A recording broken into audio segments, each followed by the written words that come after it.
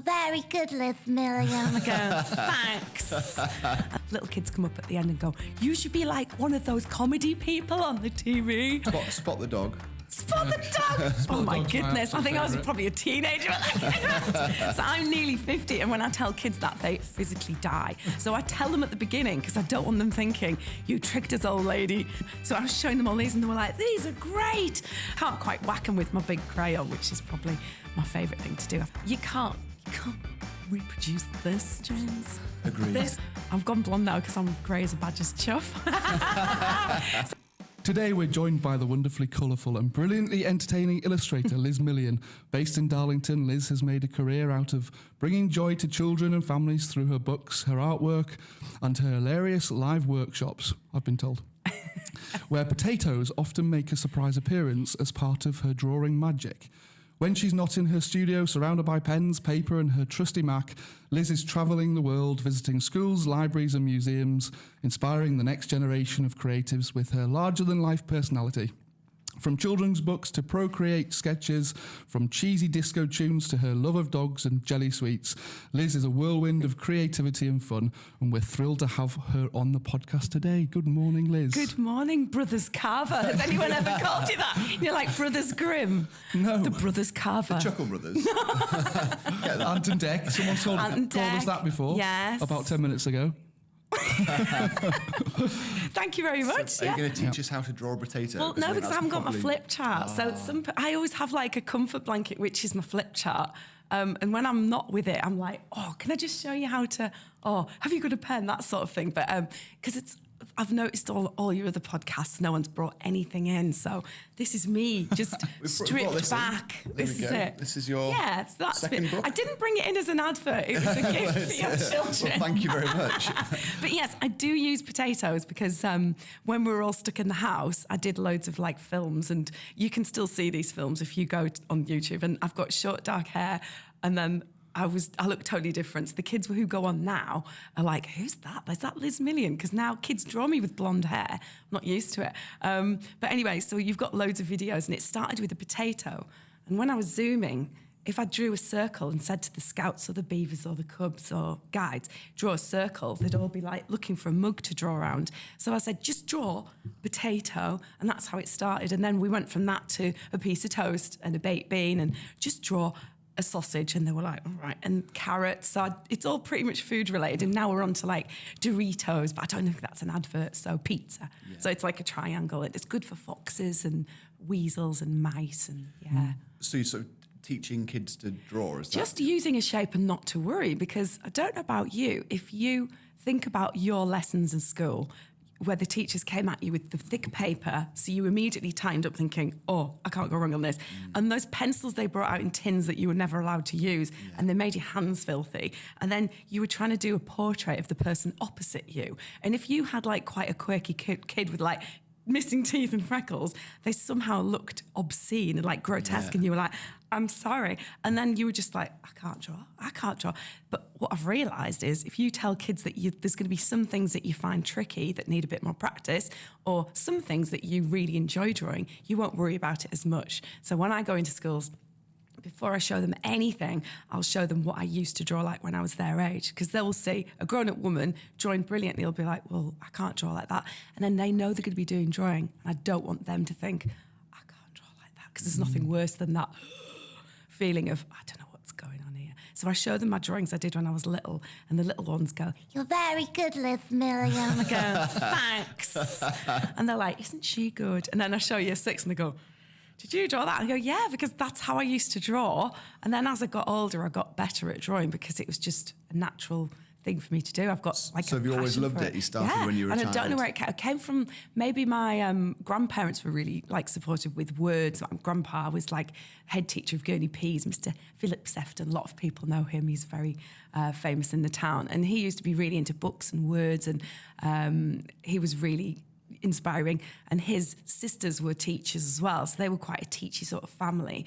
And then my dad's sisters, I knew they were quite creative because they used to do like painting and stuff, but I didn't know they were really creative, and now they're like doing their own art classes and stuff. So it's sort of trickled down somewhere, but that's what I say to kids. I always ask the really good drawers, I say, is your grandparent or auntie really good? And they're really lucky. Some of them go, my mum's really good. And I'm like, oh, I'd love that. My mum was always like, she doesn't even read a book, my mum. And everyone goes, oh, is your mum a big bookworm? I'm like, no. Yeah. She's too busy. She's a busy bee and she's doing all sorts. But I love reading. And, you know, when I tell kids about books, and it's really important for your imagination and brains. And I can see a lot of kids switching off because they get forced to read those books at school, and you get judged on your reading styles. And like, I mean, I've got a friend who's like a top doctor. She was told she was like a remedial reader. She's like a doctor. So kids all grow differently in different ways. And I go into schools and I tell them that your brain is really unique. So at school, my brain really struggled with numbers and times and maths, and I just didn't listen, and I'd get into trouble for not listening, and I would feel like, oh.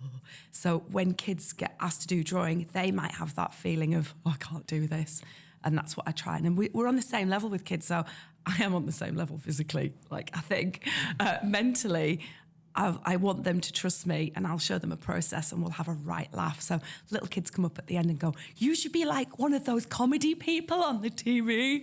And that's sort of what I wanted to do. So I wanted to do drama, drawing, anything to do with animals, because I'm obsessed, and just making people like me. And then somehow along the way, it's turned into this like performance where I'm making them laugh.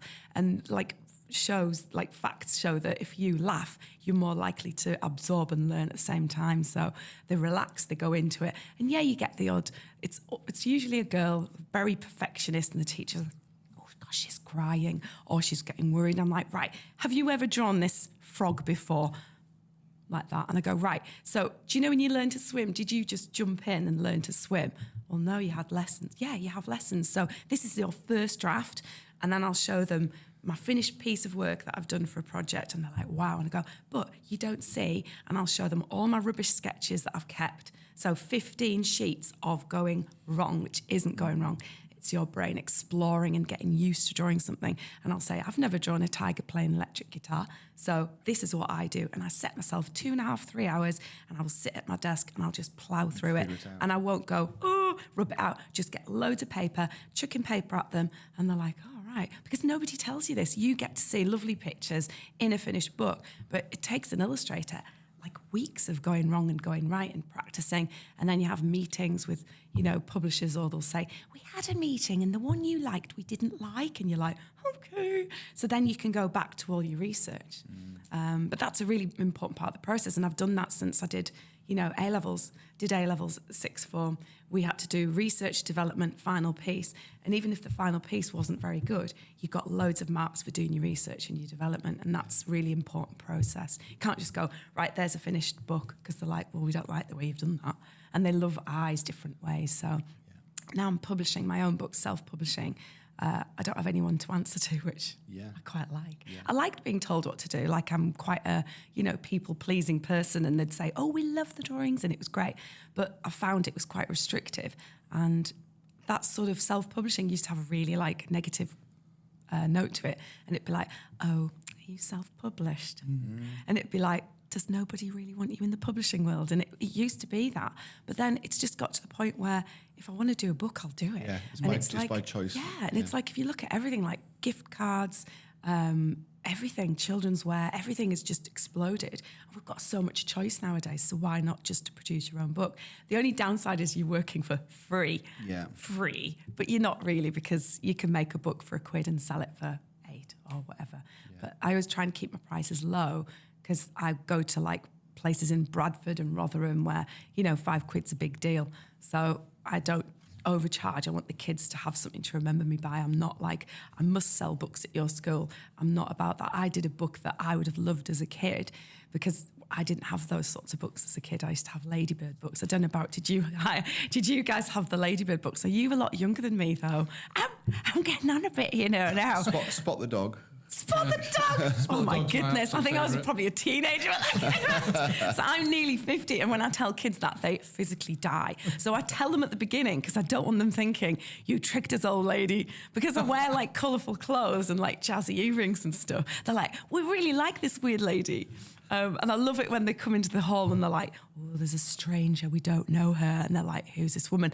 And like a couple of minutes in of like a bit of self-deprecation and like, you know, like being daft, they're like, I quite like this woman. She's a bit weird, but yeah, I quite like her. And at the end, they're like, and then they can't help but hug me, and they're not meant to. You're not meant to touch the children, but they're so happy with the drawings and the relief, and they've had such a good time. They just can't help but come up and tell me or just hug me. And the teachers are like, oh, always ask if you can hug Liz Million. And I'm like, it's all right. So I give them a brief, like, yeah, get off.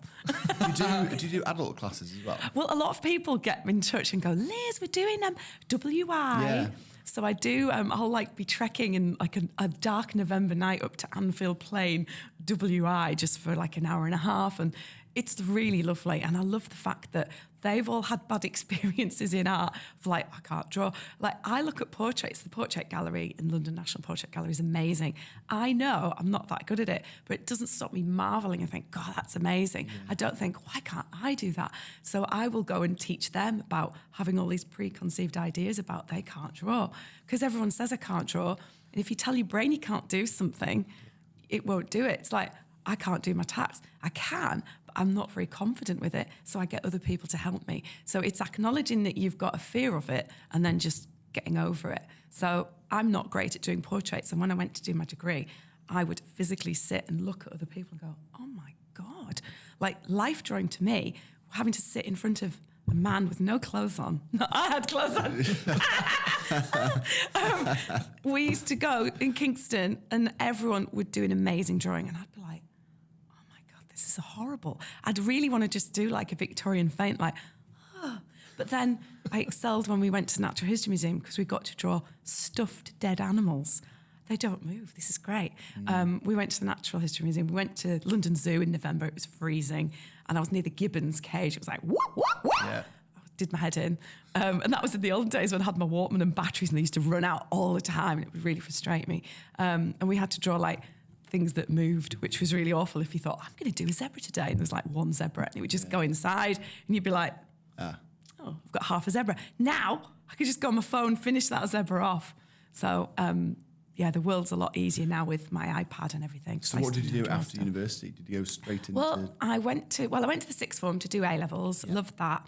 Then I had to do, in those days, and I think it's pretty much still the same, you had to do a foundation year in art design, which is where you go with other college kids who want to do art, and some might be wanting to do textiles or fashion or fine art or surface pattern design. And so you're all in this little, like, we were in Claremont, and I don't know if you remember Claremont, but there was the Drama Centre, which was one of my favourite places, and Claremont, it was this old building, it's now in flats and stuff, yeah.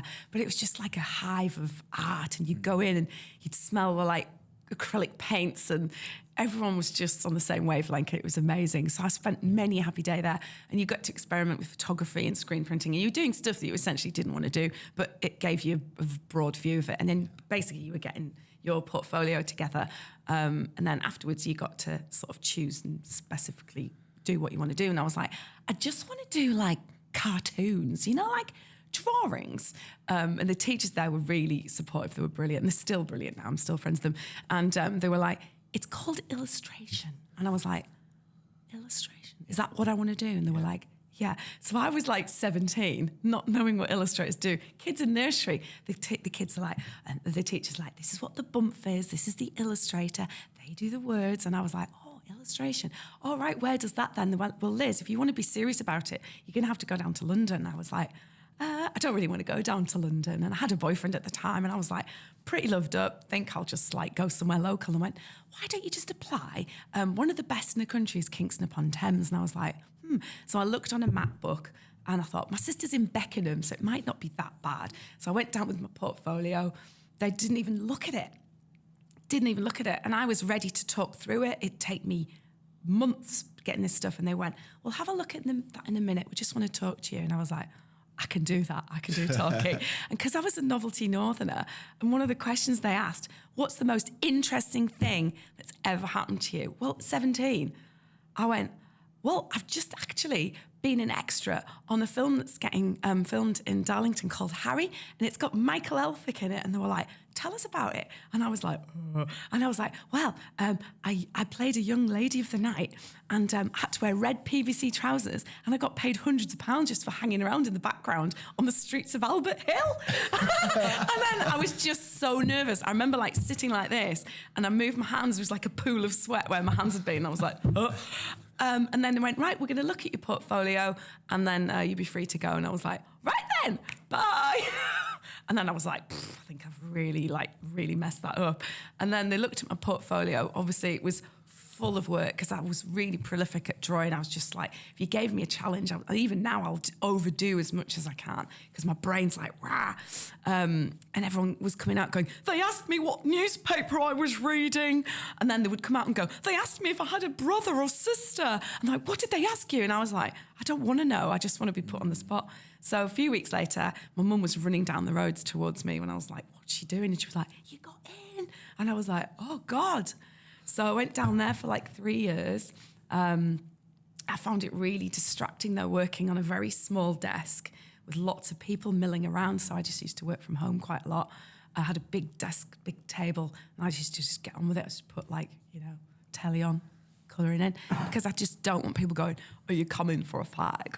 Like they all talk like that. And they'd be very southern. So I'd be like, are you going out tonight? And they were like, yeah, we might be. And I was like, and I just felt too enthusiastic, too much, too loud, and I didn't find anyone that I really gelled with, which sounds really sad, but I joined the rugby team and they were great. I loved those girls. And then I was there, and then I sort of needed to be in London because Walker Books had come to see my final show, and they left a little card saying, please call us at Walker Books. So my eyes were like, ugh. And I was like, have they got the wrong person? Like, I haven't even met them, and they've looked at my work, and like looking back, my work was pretty shocking, like compared to today's standards. And kids of today's standards are really high. So I went with my portfolio. I was like with my little like file, walking around in my little like pinstripe suit in London, looking at skyscrapers, thinking, oh my God, this is what you've always wanted. I was like, don't mess it up. So I went into Walker Books, showed them my whole final project, which was the illustrated version of the 14 Times of Strange Deaths. And that is one thing you don't take to Walker Books. It was a book all about people who'd got awful rabies and, vending machines landing on them. So I was showing them all these, and they were like, these are great. And then I showed them some of my early, because there wasn't an illustrated magazine for kids, so I'd done that as my final with a character called Gummy, which had massive gums and like these horrible teeth. So they must have seen something, because they offered me, I got 4 books with Walker Books straight away, which was good. But then people on my course were like, really happy for you. And it was like, oh, you're not? I can tell you're not, because I can read you. And I thought, oh, that's a bit weird. And then I lived in Brighton for a year where I was like horribly poor and lonely. And then my sister in Beckenham, I was always going out with her, with all of her police women friends, and we'd go out in Croydon. And then she was like, I think I'm going to move back to Darlington. And I was like, oh, I suppose my job, I could do this anywhere. So I might try it. And I felt really like weird because I couldn't get to London within 25 minutes on the train. But I thought, actually, I've made some contacts. I can do this. So I had a little tiny room, lived with my sister for years and years, till I was plucked off the shelf. And now I've still got a studio at home.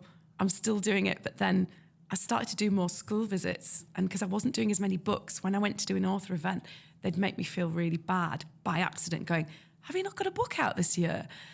And I'd be like, oh my God. And I'd take it as criticism and think, I haven't got a book to do. I'm not a proper illustrator. I'm getting held up with all these school visits, which I felt were a distraction. But then I started to have more fun doing the school visits, and probably more rewarding, I'd imagine. And I then figured out, this is what I'm meant to do, because I'm a big believer of the universe. And I thought, I'm getting all these schools interested. I don't want to sit on my own all day. I'm too much to be sitting inside. But now, after 26 years, I've got a happy medium. So I'm sitting, I've had 2 weeks at home. My husband's like, should you not be in a school? I'm like, no, Mark, this is where I want to be. And I went through all of my stuff, got a big box of like, have you heard a thing called Swedish Death Clean? It's a book. I read podcasts on it, listened to podcasts, and it's about you go through your eyes from your partner's point of view. So imagine you've died and you go through it and you think, does Mark want to be sorting all this rubbish out? So I got through 6 massive bin bags of just old artwork and sketches that I've liked, but I don't need them. And everyone was like, you haven't thrown your artwork out. No, I've kept all the really good stuff. Yeah. But I felt like, but I found loads of really good stuff that I was inspired by that now I've been redrawing. So I've got loads of like new purpose, and I've redrawn loads in the last 2 weeks, and I feel really like chilled out. Then I'm in Darlington Library tomorrow with Susie's team, and you know, they're brilliant in there, and I'll be doing all rah, rah, rah with the kids, and I'm going to Brussels, going to Bradford next week, Brussels next week, and then next month I'm going to Oslo.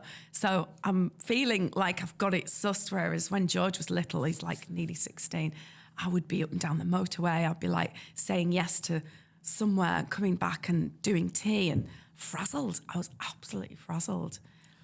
What's the one piece of work that you are the most proud of in your 26 years? Oh my gosh. There's loads. It's like saying, what's your favourite song?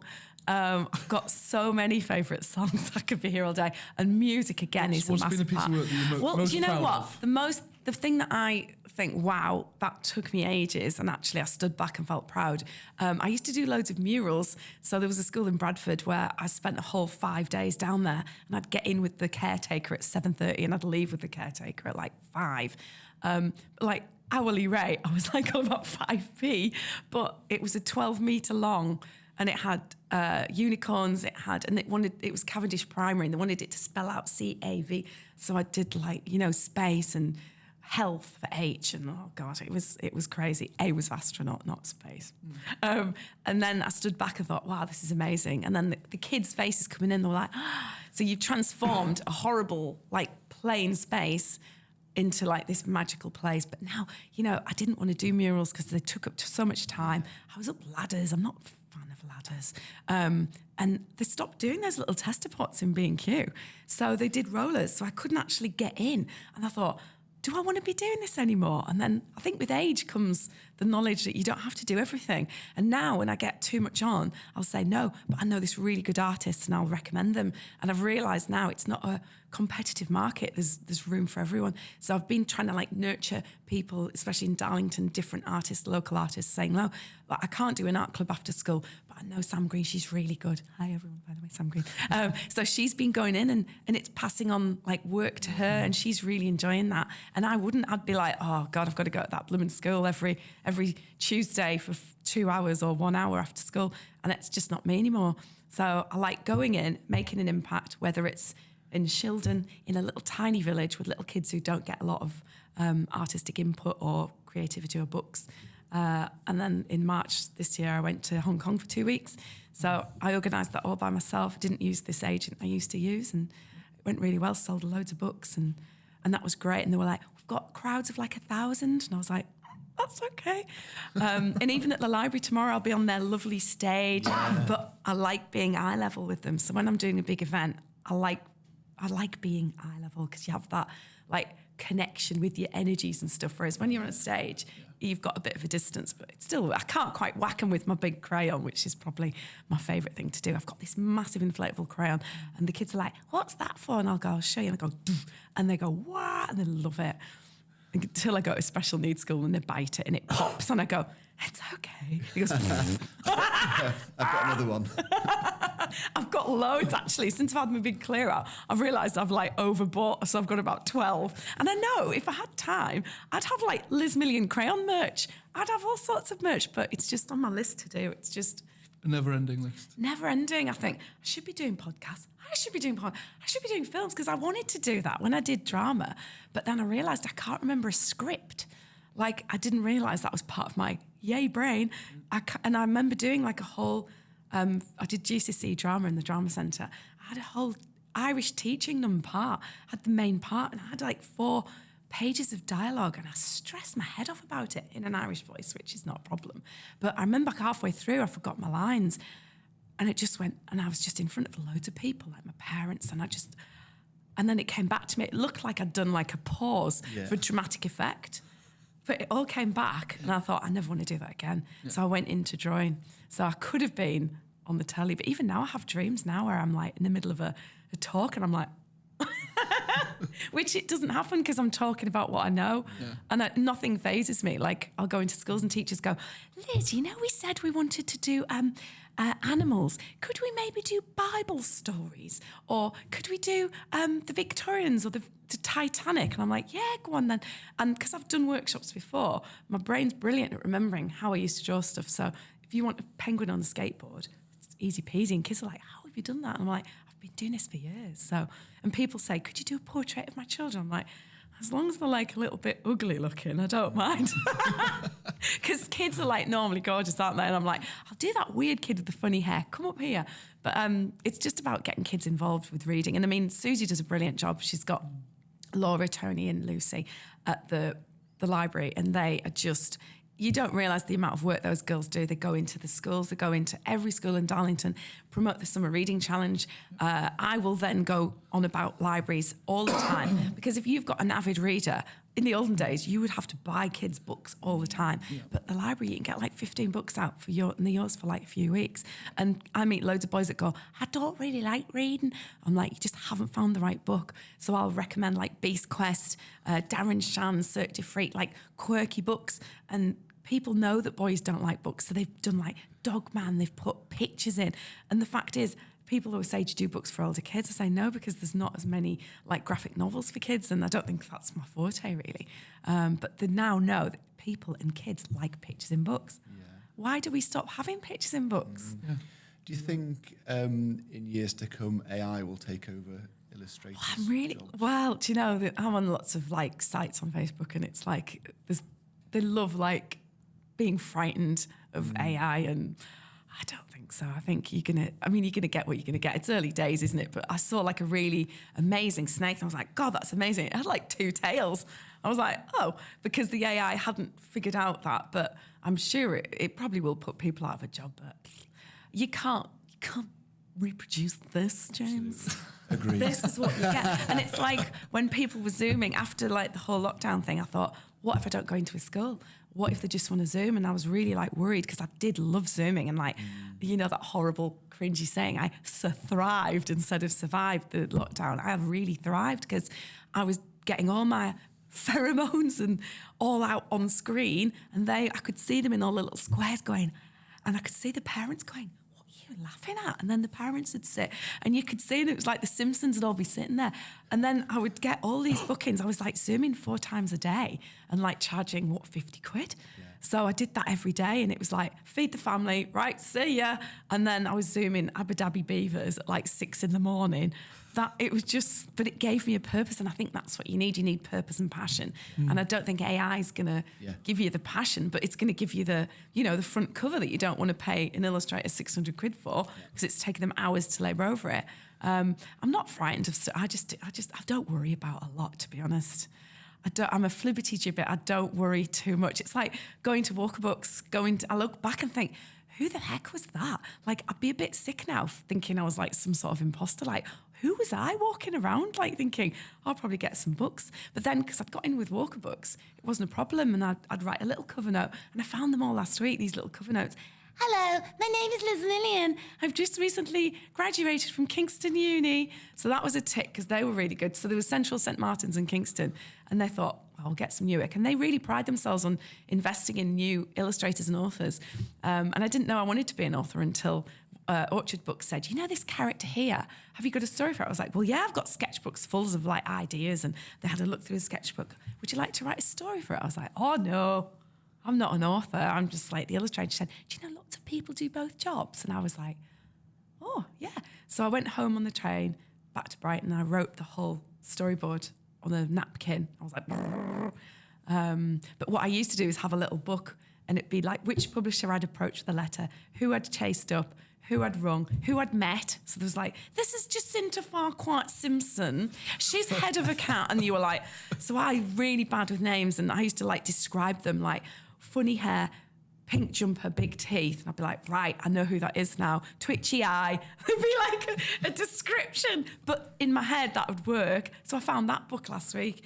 Wasn't interested, wanted me to do a tiger book, chased up, said they already had a tiger book out that year. So then I found out that their initial enthusiasm when they had a meeting with other people, they were like, oh, we've just had a meeting with another illustrator from wherever. They're going to do the tiger book. So you had to take it with a pinch of salt. I kept rejection letters. I felt as sick as I did reading it today than I did 20 odd years ago. Isn't that weird? Like, why did I keep that? Just to torture myself. So they all went in the bin, shredded. And then the bin man must be like, what's all this amazing artwork? You see it on eBay. But I'm not worried about technology. My iPad is the best thing that's ever happened to me. Obviously, having a kid and getting married and being a falconer for the day, that was one of my best days. Love birds of prey. Oh my, a big Turkmenian Eastern European owl. Oh my God, I was like, kill me now. I've died. I've gone to heaven. But no, that iPad, and I say it was what, I think 1,400 quid. I don't know, I'm not very good with numbers. And ask my husband, he'll tell you, like, how much was your new coat? And I'm like, 30 quid. It's like got 60 on the back. Take him out. Anyway, so when I've got my iPad, like I draw by hand, and it's very olden days, but it works for me. So I scan it in, email it to myself, open it in Procreate, save it as a file, and then I can cut and paste. So if I've got a frog, another example of a frog, if I've got it in a book and it's a 32-page picture book, I don't have to redraw the whole thing. I've never done a whole book on my iPad. I've done it with the help from my friend Greg, who is from Ambient Creative. He's trying to retire, but I'm like, don't go. He does all my books, so I'm quite bossy, and I'll go, right, physically coming around your house, and I go, I want that there, I want paw print there, I want a speech bubble, and he's like, so I couldn't do any of it without Greg, and for the past, I don't know, like 10 years, he's done like all the local books that I've done. So all the books I do now that you think, oh, she hasn't got many books on Amazon, I'm working flat out on, lottery-funded books, creative partnership books. These companies get money, get me to come in and do a historical book about the Durham Ox. I was meant to be doing one about the steam train, but that didn't work out because somebody left and didn't tell me. So that's why I've got a quiet September. I kept it quiet. But I don't normally say no to stuff, but I'm starting to question, do I want to do this? Yeah. Do I need to do it?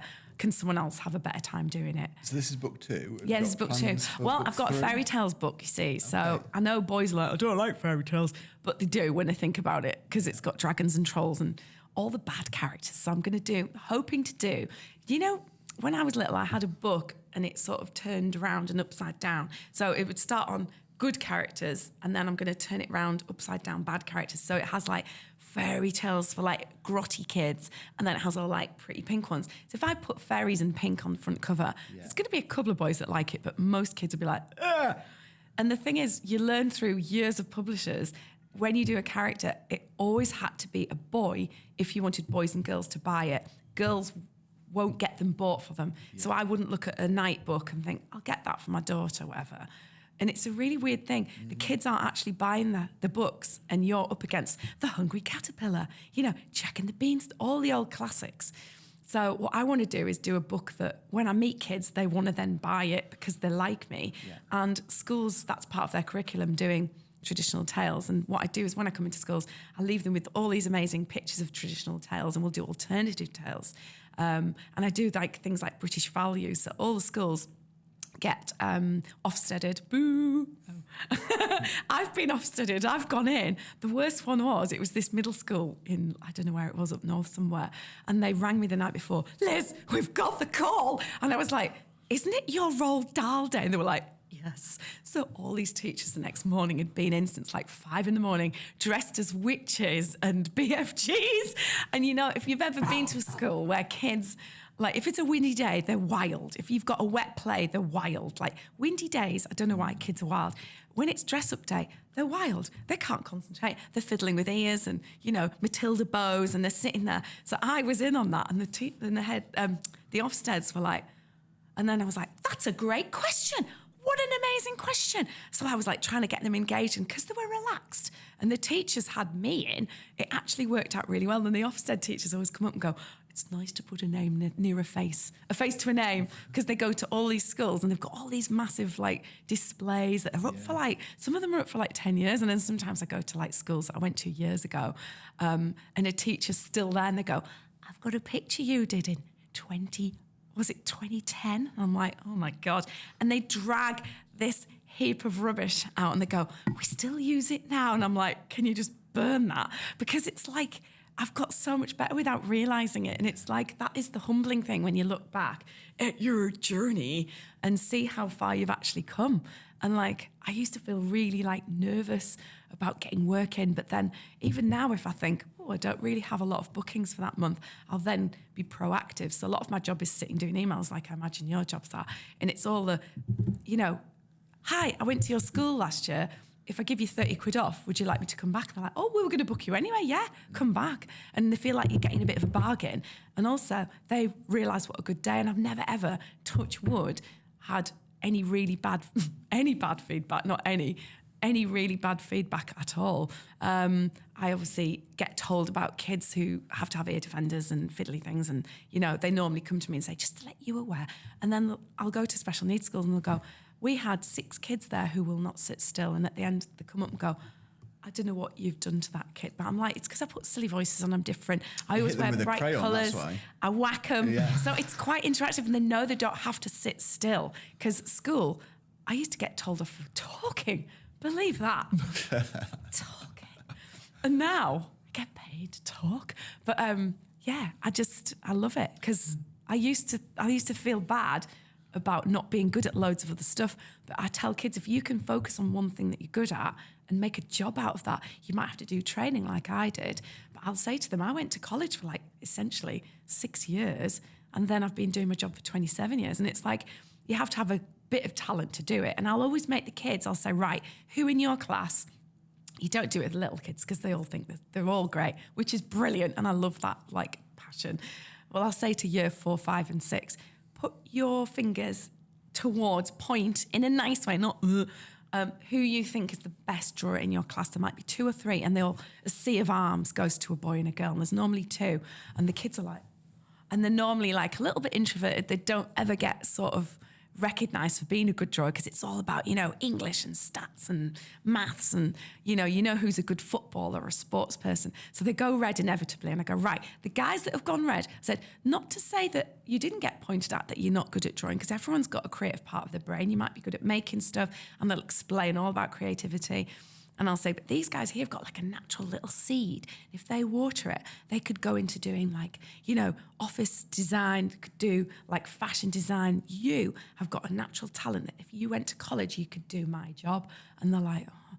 And I never got told that. I used to watch Rolf's Cartoon Club, who we can't even talk about anymore, so I'm still getting over that. Tony Hart's art programme. And if you weren't in, I used to run home and watch it on a Thursday before He-Man. I used to watch far too much telly, but I loved it. And I used to watch that programme and think, I'd love to do that. And just be on the telly drawing. Yeah. It was great. So if somebody wanted to book you for a school, how's best? Just get in touch. I've got a new website, finally. Yeah. I had an old website and that was one of those, oh my God. It's just liz@lizmillion.com. Or just get in touch. I'm such an old Karen. I'm always on Facebook. I can't get away with Instagram. I go on, end up going on Reels, and I can lose myself. And I'm like, just stop.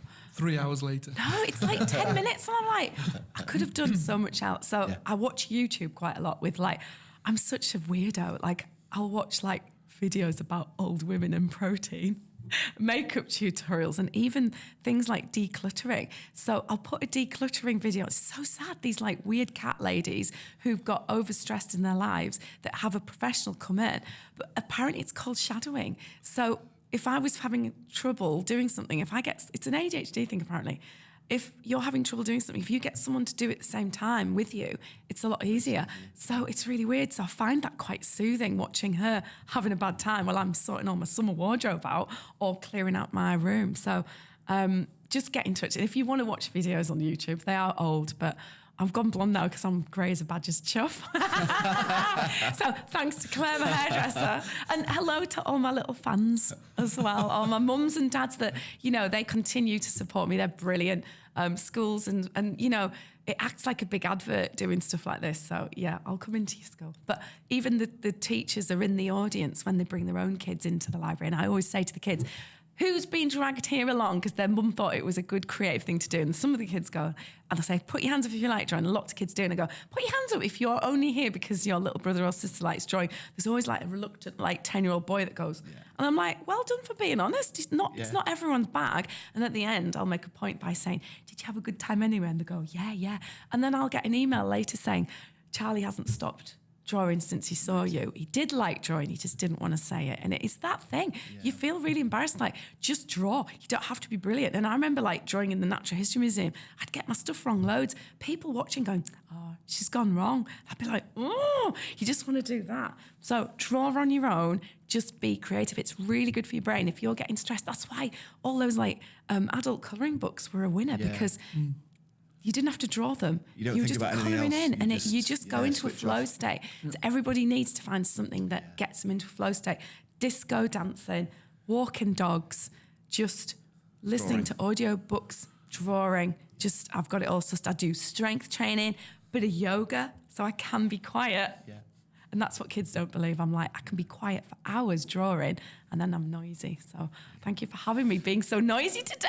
Liz, that's been absolutely fantastic. Thank you so Thank much. you. And thank you very much for the books. As Oh, well. no, my pleasure. I'm going to practice on the train. I want some evidence. I want you to send me some photographs of your drawings as well. And that's another good thing I always get good feedback is that parents have been drawing with kids because the kids will go, Mum, can you show me how to do this potato shape? And then the grown-ups have been doing it. And that's why I love, my job. I get to meet so many different people. It's been lovely to meet you guys as well. Thank you very Brothers much. Carver. Yes. Thank you very much. Thank you very much. Thank you.